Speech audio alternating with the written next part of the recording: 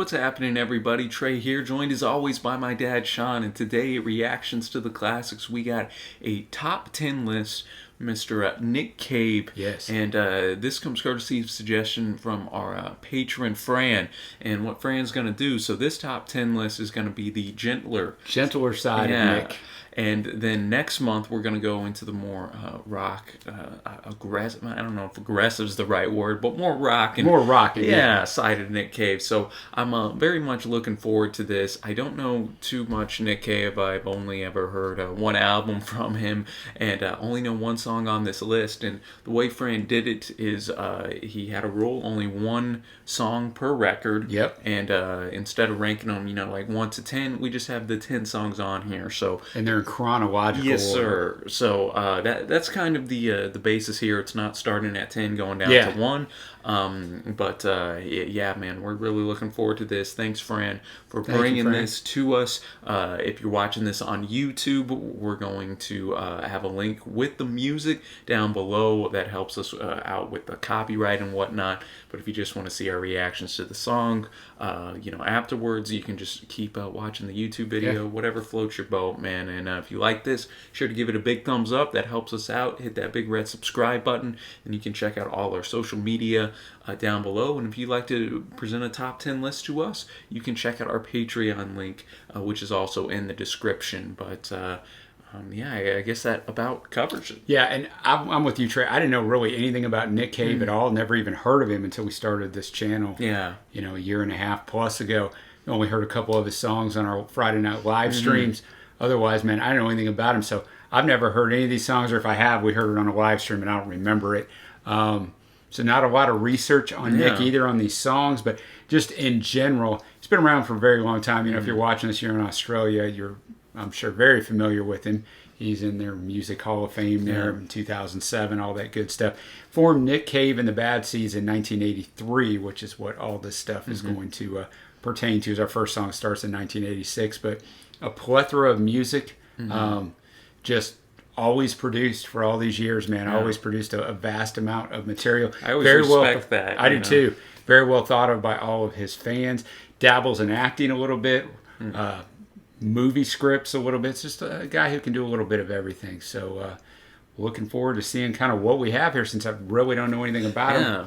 Our first song is going to be Your Funeral, My Trial. It's from 1986. So as we said, we'll go from 1986 and then we'll get to more recent stuff. So that's really all I know. It's from the same. Right. It's the title track to this album. So usually that tells you it's the song they thought most of. We will see here, but we'll have the lyrics up on the screen. Follow along, and we'll save our reaction to each song until after it's over. Yes, sir. All right, man. Thanks again, Fran. Let's get started here. Let's do it. All right, Your Funeral, My Trial. I think this is going to be cool, too. Just we will really get a snapshot of Nick Cave's entire career. The chronological order is nice. I'll be curious, how that advances, because I was digging kind of the guitar tones here. I was, too. That little sound effect at the end. I'm not sure exactly what instrument that was. Not either. But that was kind of cool, and he definitely has a distinctive voice. Yeah, he does, and kind of changed it up a little bit during the song a little bit. A couple times got real forceful with it. But you mentioned during the song, I like the atmosphere, that the instrumentation, like it's a darker, but almost like a whimsical at the same time. No, that's a good. I don't know. I know that seems to be a polar opposite, but I'm with you. I'm vibing kind of with what you're saying on that type of sound. And with this title, you got to have that kind of sound. Well, yeah, I like that how he ends every verse with Your Funeral, My Trial. Very a bit threatening, like a ominous. Your funeral. Well, my trial is going to be because of your funeral, essentially. Yeah, exactly. And then really kind of talking. It seems like this woman. Like, I don't know, maybe she screwed him over a little bit. Yeah, I think so. I'm not sure. Something along those lines. After first listen, it's tough to always get. But I think this was a good way to start off. Yeah, it was. Nice choice. I'm looking forward to more, and now we're going to go to the record The Good Son and the song The Weeping Song. Yeah, from 1990. It was released as a single. I always think that's important just to note, because it means that whether it was Nick or the record company, somebody thought highly of the song. So And it looks like he's with Blixa Bargeld here. Yeah, that's what I'll go with. So I'll be curious how he interplays with that.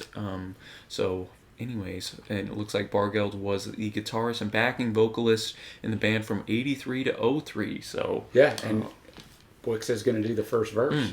All right, well, let's get going to song number 2, The Weeping Song. A morose track, needless to say. I mean, the title itself, The Weeping Song. I enjoyed the technique of the call and response. I did too. In the verses where Nick and Blixa were going, like, Father, why are all the women weeping? And then they are weeping for their men. Then why are all the men, or why are all the women weeping? They are weeping for their men. Then why are all the men there weeping? They are weeping back at them. Cool little technique there, and just the ambiance of the track kind of fit the mood. Yeah, I agree 100%. With the clappers in there and whatnot, but and just the baritone voice, just the it's the deep, it just had a different sound to it for sure. It definitely reflected, and it's a little bit coming of age almost in a sense, because this kid, it starts off with the sun going down. He sees the women weeping, the men weeping. Almost makes you think of a wartime situation, or it did for me. And I mean, I like how Nick and Blixa just say straight up, this is the weeping song, a song in which to weep. They just tell you straight up what this is going to be about. Exactly. But I won't be weeping long, so mourn, and then I don't know, maybe move on from it. And then at the very end, before the last chorus, the son's just kind of then taken aback, like, Father, why are you weeping? I'm sorry, Father, I never thought I'd hurt you so much. So then that was interesting. Did the son do something then? Yeah, he sees his father break down weeping. But very unique sound and arrangement on this one, man. So that is the Weeping Song. Now we're going to move on up to the only song I know on this list, because I listened to Let Love In earlier this year. Do You Love Me? From 1994, also a single. Yeah, and this is a very good track, and one of the only Nick Cave tracks that I know, and the whole Let Love In record I thought was pretty darn good. I just haven't explored any more Nick Cave until Fran brought it to us, man. So we got a lot of music we got to listen to, so I'm looking forward to this one. Do You Love Me? And this is also the opener. I didn't mention that, to Let Love In. I mean, I was already familiar with the song. What do you think of it? Yeah, I think one of the interesting things for the first 3 songs is, you're not going to go on and go, oh man, like that guitar solo is fantastic, but the instrumentation is just so well done to complement the song. Like, they really get it. Because a lot of times you listen to songs, it's like, it's my lead guitarist. He's got to have his time. My bass is going to lay some down. We got to get the drum solo over here in the third song. It really doesn't necessarily fit. It's like we're all doing our own thing. There's just such a nice mesh of the composition along with the lyricism, and it always fits the mood. So I thought he had some really, as you said before it started, the chorus sticks in your head, and you might go over some of the start, but I just liked some of the lyricism was pretty clever. She had a heart full of love and devotion. She had a mind full of tyranny and terror. Yeah, that's one of my favorite little lyrics in the song, like, well, too. Okay. I like how he ends every verse, too. The bells from the chapel went jingle, jangle. And I don't know, maybe I'm kind of thinking from when they got married. Yeah. Maybe because, it starts off, he says, I found her on a night of fire and noise. So it's already kind of a bit ominous, which the whole song kind of has that, that character of, again, eeriness. And then I knew from that moment on, I'd love her till the day that I die. So. Yeah, exactly. And then, you get that chorus with I think it's just so powerful because you got so many people on the backing vocals. And then, as you mentioned, we keep going. Relationships, he's figuring out, okay, this woman ain't all maybe that she sings. Here she comes, blocking the sun, blood running down the inside of her legs. The moon in the sky is battered and mangled. Just a lot of great descriptive words here. And then at the end he notes, I knew before I met her that I would lose her. I swear I made every effort to be good to her. I made every effort not to abuse her. So just a powerful song, man. This I think this will definitely be in my favorites, even though that's cheating a little bit since I already knew it, man. But good stuff so far. And now we're gonna go to song number 4 on this top 10 list, "Where the Wild Roses Grow," from the record Murder Ballads from 1996. And this is the one with Kylie Minogue. So if you're not in the States and you're anywhere else, just about, you might be familiar with this song because this was the lead single from the album and became their most successful single worldwide. Number 3 in Norway, top 5 in Australia, and top 20 in the UK, Ireland, Germany, and New Zealand. Cave was inspired to write this after listening to the traditional song "Down in the Willow Garden," a tale of a man courting a woman and then killing her while they're out together. In 2012, NME listed it in the 100 best songs of the 1990s at number 35. And Nick talked about writing the song. He said, quote, "Where the Wild Roses Grow was written very much with Kylie in mind. I wanted to write a song for Kylie for many years. I had a quiet obsession with her for about 6 years. I wrote several songs for her, none of which I felt was appropriate to give her.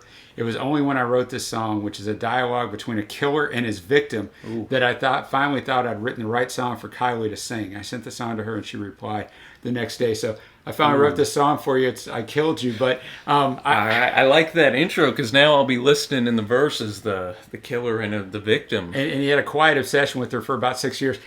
You know, Nick, I can relate to that because back in my high school days in the 80s when the locomotion was big here in the States, I had a quiet obsession with Kylie at that time as well. So I am interested to see how his voice and the darker tones of these first several songs mix in with something like this, although it is a very dark subject matter. Is it going to sound that way or is it going to be more upbeat? I guess we're about to find out. Sweet. Let's get going. "Where the Wild Roses Grow." Wow. Powerful ending right there. Yeah, that one took a dark turn for sure. Very cinematic in nature, as I said because it really does just follow like a short story, and I thought it was again a very cool technique where they were both. I mean, Kylie's Vix is stronger in the chorus, but Nick's still there a little bit, and then they just trade off the verses, each explaining like what was going through their mind on the first day, second day, and third day that they met. So I thought that was pretty cool. Yeah, I did too, and I think we found out at the end, why her name's Wild Rose, because at the end the last verse 6, Nick comes in on the last day I took her where the wild roses grow. She lay on the bank, the wind white as a thief, and I kissed her goodbye. I said, all beauty must die, and went down and planted a rose between her teeth, because the previous verse, on the third day he took me to the river, Kylie says, he showed me the roses and we kissed. So yeah, you're thinking, oh, this is good. This is a romantic guy. He gave her a rose on the second day, and but unfortunately, Trey, the last thing I heard was a muttered word, and he knelt above me with a rock in his fist. So, what an interesting song for Nick to even pen in the first place and go, you know what, this one's going to be a good one for Kylie. But it works. It definitely disparity in their voices, the differences. It works. It goes together. No, because Kylie definitely. I mean, I had never heard anything by her. She has a very sweet, inviting voice, whereas Nick, of course, has the more brooding, deep, kind of detached almost. Yeah, you feel like, I think Nick could pull this off, So I thought that was a cool, really cool song. I see why it was a big hit. I wonder why it.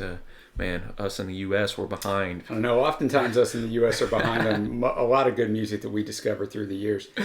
Next up, man, we're going to keep on trucking now to 1997 with the Boatman's Call record and the song Into My Arms. Yeah, and it's the lead single. Nick said it's among the songs he's most proud of having written. He actually performed it at the funeral of his good friend, INXS frontman Michael Hutchins. But he requested that because that was covered on TV. He requested the cameras be turned off. He's actually the godfather of Michael's son. Really? So they were really close. So I think on this one it says Nick and the piano. So I'm not positive, but so that's going to be different to hear him sing something like this. Yeah, something so emotional. No, yes. Looking forward to this song number 5, Into My Arms. Didn't say anything in that one, just taking it in, man, because that was a powerful tune. That was a powerful tune. It was interesting after the previous 4 tracks that were a little more fuller instrumentally. Like this really is just Nick and the piano. Yeah, man, what an awesome job! What a vocal performance! And the lyricism's great, and he talks about, I don't believe in an interventionist God, but I know, Darwin, that you do. But if I did, so he kind of says what he would do there. Mm-hmm. The chorus is so just beautiful. Into my arms, oh Lord. And I read he's talked about different things about his spirituality over the years, as most people do who are seeking that side of things. Mm-hmm. That he identified. Was believing in a God, but, at different times he went back and forth. But he spent a lot of time in the Old Testament, and then eventually got into the New Testament of the Christian Bible, and, kind of had almost a little shift in the way he looked at things. It was a little gentler, as we're doing the gentler side. But, he's left a few different things out there, but he said, Christianity is what he's studied. He said he doesn't like organized churches, which you and me are kind of on that page most of the time with a lot of what's out there. But it's just it's a beautiful song. It really was, and I did find that interesting how he did say, I don't believe maybe in this or that. But he had a demonstrable knowledge of the thing he didn't believe in. I thought that was very interesting. Yeah. I don't believe in the existence of angels, but looking at you, I wonder if that's true. But if I did, I would summon them together, and then he goes on to, say very poetic stuff in the final verse, saying, I believe in love, and I know that you do too. So almost the common ground between them, and, that just then goes on to say that, so keep your candles burning and make her journey bright and pure, that she will keep returning always and evermore. And just that chorus, so simple, but very powerful, and, I think this shows some of the versatility that Nick has here. Yeah, it's a tremendous song, man. And now we're now to the second part of this list, to the second half. Yeah, this one better smoke, because if that's number 6. Now we're going to As I Sat Sadly by Her Side from No More Shall We Part. In 2001, so we're skipping ahead now 4 years. And this looks like the opener to this record. And interestingly enough, the last track was also the opener to The Boatman's Call. Which, he knows how to pick the openers, man, let me tell you. As Let Love or Do You Love Me, rather, was to Let Love In. So the strong openers, Nick Cave here, man. No joke. As I Sat Sadly by Her Side, about a 6-minute tune here. So let's see what Nick's got. And back-to-back, very powerful tunes here. That just musically enjoyed the, again, just kind of the piano and string arrangement there. Yeah, I did as well. I think that just put just a highlight on the lyrical content here. And so essentially we got a man and a woman here sitting, looking at the world through the glass. They're sitting inside, and interesting to note, we start off, the woman's got the kitten in her lap, all right, and then which keeps making appearances. Yeah, it does. And so she's kind of talking about all these different types of people, and the earth and moon, sun, stars, all are there forever, falling lovely and amazing. So she sees the world and sees it as beautiful, I think. I do and too. Then he notes that she looked at Nick here, or whoever the man is, and waited for him to reply. Her hair was falling down her shoulders. Then the cat, she passes the cat, so it's almost like the cat's the the marker for who's going to communicate. And then here the man notes that he looks at his neighbor, seeing him being trampled under feet, seeing, I think, really the selfishness of man. Yeah, exactly. And then he looks at her, he pushed the hair, so that the hair, kind of another motif that keeps going. Yeah. And then the kitten jumps back to her lap. So then she looks out and says, when will you ever learn that what happens there beyond the glass is simply none of your concern? God has given you but one heart. You are not a home of the hearts of your brothers. She mentions that God doesn't care for you to sit at windows in judgment of the world he created, while sorrows rather pile up around you, ugly, useless, and overinflated.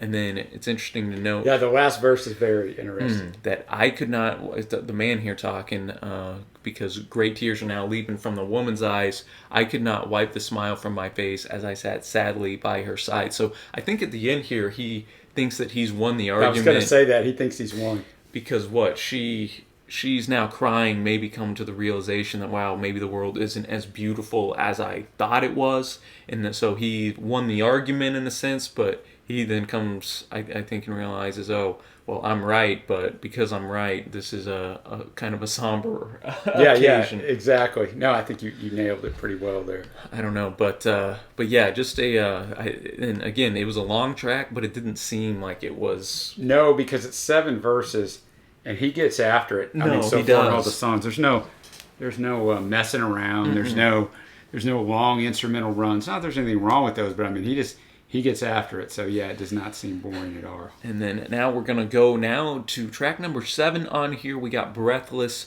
from 2004. It looks like it's only 3 minutes 14 seconds, the shortest track on this list, I believe. So inspired by the myth of Orpheus. So I'm not too brushed up on that, but I'm sure Nick will tell us here. Maybe the lightest fare that we've had up to this point. Yeah, this is the one that when you just listen to it immediately go, that could have been a hit single. Oh, that's exactly what I thought. I mean, I liked it. It was very pleasant. Now I'm a little concerned because we made a tradition here on the top 10 to pick our 3 favorite songs, and I already have 3 I feel pretty strongly about, and our top 3 for Fran's list are still remaining. Yeah, so that's right. It's not always the case, but yeah. But yeah, I really enjoyed this. Just once again, even though it's shorter and more catchy, still a nice story. Oh, definitely. Really, just talking about how everything around him is helpless or breathless before you. Just really describing that deep love that he has for his love interest, man, and he says it in a very poetic way. He does. All the animals, the birds, the fish, all of it. Really great imagery I've noticed that Nick's able to display just throughout, and that's been early in his career, but it seems to even be increasing now that we're getting to the later chronological order here.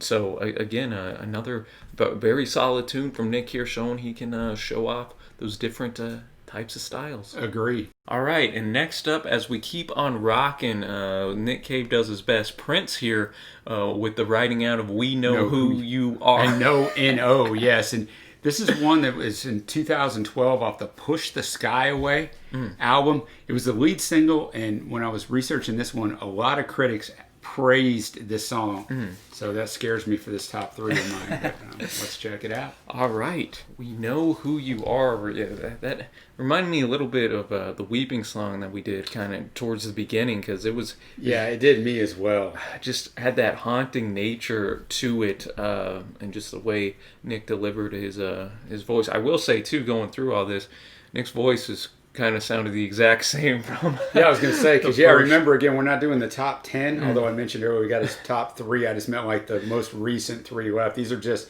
his favorite songs in chronological order. So yeah, the voice has not changed much, which you don't usually find, which is impressive. But I really love that chorus, just with all the backing vocals in there. Nice touch. Almost like spirits speaking to you exactly, especially with the chorus, and we breathe it in. There's no need to forgive, and we breathe it in. There is no need to forgive. And then that outro, we know who you are, and we know where you live, and we know there's no need to forgive. But Nick has mentioned some that with the title of the track, being shorthand, text speak, that this maybe speaks a little bit to our world. Our connected world, the internet, and everything else, He wrote this in 2013, so here we are 7 years later, and we're just that much more social media. Everybody knows where we are and where we live. Yeah, exactly. At this point, but very haunting track, and still showing he can bring out the hits. And yet again, the lead track off of "Push the Skyway." That's crazy. How many great songs he puts at the start to open us out. He is smart in arranging the album. That's going to take us to "Distant Sky" off the Skeleton Tree. We're going to jump ahead to 2016. And scan down there, Trey. Is it the leading track too? Let's see. Oh no, nope, it's next to the last track. All right. I was gonna see. Well, let's just see. Kept the streak alive. So we got someone else is singing the chorus here. I see Danish soprano. Else Torp, maybe that's Elsie or Else. That'll be interesting. Okay. I'm looking forward to see what we got here. Ooh. Distant Sky. Powerful, maybe the most powerful track yet, and I think bringing Tort in on here for the chorus just it hiding the emotion. Yeah, I think it made it more relatable just because of the the softer voice Yeah. into it. Some people think this is about the death of his son, but it came out after his son died, but many claim it was written before his son died. I don't know. There's no way of knowing. His 15-year-old son Arthur died the year before, just a horrible death. And if you want to see something really sad, just Google Nick Cave letter to his son that he wrote in 2019. Oh, but this song is it's so beautiful. Like you said, slowest tempo. Not a ton of lyrics, but yet no real instrumentation break. They just stretch it out. And it had a very should be. Pleasant melody as well, very light. Yeah. And I found that interesting. At the end here, and Nick saying they told us that our gods would outlive us. They told us our dreams would outlive us. They told us our gods would outlive us, but they lied. So that kind of does make you think. Yeah, you could put it in. I could put it in the context of his son's tragic passing. And then easily. You go to the chorus, let us go now, my only companion, set out for the distant skies. Soon the children will be rising. This is not for our eyes. So, you could read it where parents set up a world that they can't see for their children. And we're supposed to be gone before you are. Yeah, maybe that's kind of what I'm getting to. But man, that was that one. It was a little bit of a gut punch. It was.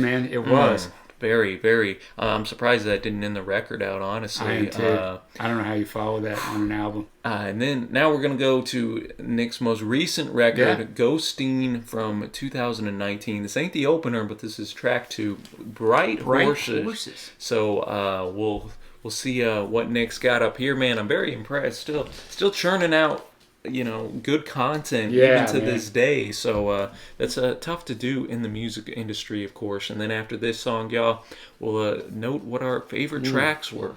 Again, I've been very impressed in this whole list. The sense of melody, the sense of beauty that, and just the arrangement for all of these tracks, just evoking the mood. Yeah, man. And this one did the exact same thing, man. Very pretty song that reflects some painful type of lyrics. I find it interesting here in verse 2. He kind of is on that negative side. I think that we can all get of the world, and he notes, and everyone has a heart and it's calling for something, and we're all so sick and tired of seeing things as they are. He notes the horses are just horses and their manes aren't full of fire. The fields are just fields and there ain't no Lord. Everyone is hidden and everyone is cruel. But then the fields, there's no Lord, and then I noticed that too in the way he shifts that in verse 3. I can hear the horses prancing in the pastures of the Lord. And he notes, this world is plain to see. It don't mean we can't believe in something.